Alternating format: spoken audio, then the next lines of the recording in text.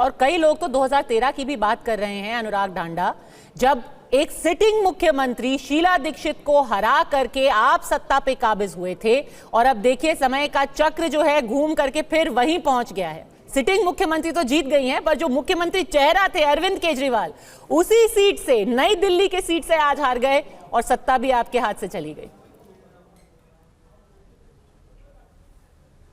देखिए, मुझे लगता है कि लोकतंत्र में जनमत सबसे बड़ी चीज होती है और जनता ने आज जो आदेश दिया है उसको पूरी विनम्रता के साथ हम स्वीकार करते हैं। हमें जो जिम्मेदारी दी है विपक्ष की, हम उसको पूरी जिम्मेदारी के साथ निभाएंगे।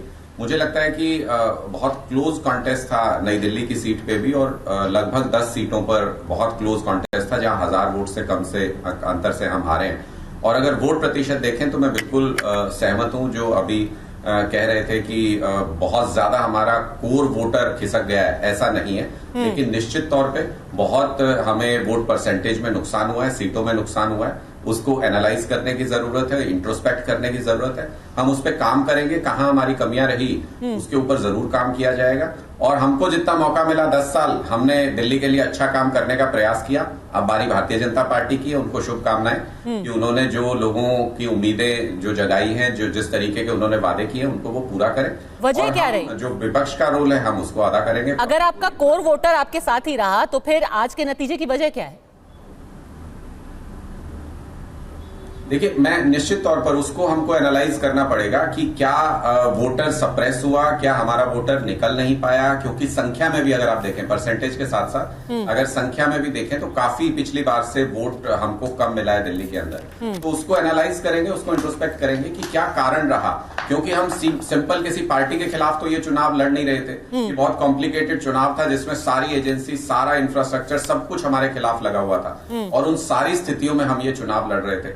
तो क्या वजह रही कि हम उस वोट परसेंट को मेंटेन नहीं कर पाए, इन सब चीजों पे करेंगे, इंट्रोस्पेक्ट करेंगे। ठीक है, अभी एनालिसिस किया जाएगा शाहनवाज हुसैन साहब, और अभी कुछ भी वजह हो सकती है। एजेंसीज तो खिलाफ खड़ी ही थी, अब क्या वोटर सप्रेशन किया गया ईवीएम को लेकर के अरविंद जी ने पहले ही कह दिया कि 10-10% तो आप कम कर ही रहे हैं, क्या उससे ज्यादा आपने बिगाड़ दिया खेल ईवीएम में?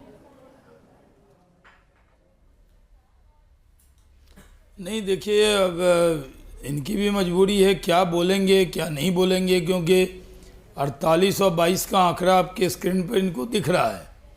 और ये भूल जाते हैं कि जब ये जीते थे तब भी मोदी सरकार थी 15 में, उसके बाद भी ये जीते 2 बार। हमारी सरकार में जब जीते हैं तो ये कह देना कि एजेंसीज तब नहीं थी, आज एजेंसीज आ गई, तो पहले वाला सर्टिफिकेट दे रहे हैं हमें कि हमने बड़े अच्छे से इनको चुनाव लड़ने दिया। हमारे यहाँ बिहार में कहावत है, मीठा मीठा गप गप और तीता तीता थू थू। जब आप जीत गए तो सब कुछ अच्छा था, ईवीएम अच्छा था, एजेंसीज अच्छी थी, जनता अच्छी थी, आपके वादे अच्छे थे। और जब आप हार गए तो सब कुछ खराब दिख रहा है। आप शीशा को साफ मत कीजिए, आप तो ये देखिए कि आप में कहाँ कमी रह गई। दिक्कत दुश्वारी ये है कि जो पार्टी ये कह के आई थी कि कट्टर ईमानदार की पार्टी है, जिस पार्टी के सारे बड़े नेता जेल चले गए भ्रष्टाचार में जी, जिस पार्टी ने कहा था कि हम कोठी बंगला गाड़ी नहीं लेंगे, उन्होंने शीश महल बना लिया। और जिस पार्टी ने दिल्ली के लोगों से हमदर्दी की बात की थी, आज दिल्ली के लोग पोल्यूशन की वजह से ज़िंदगी कम हो रही है, तो दिल्ली के लोग आपसे नाराज़ थे।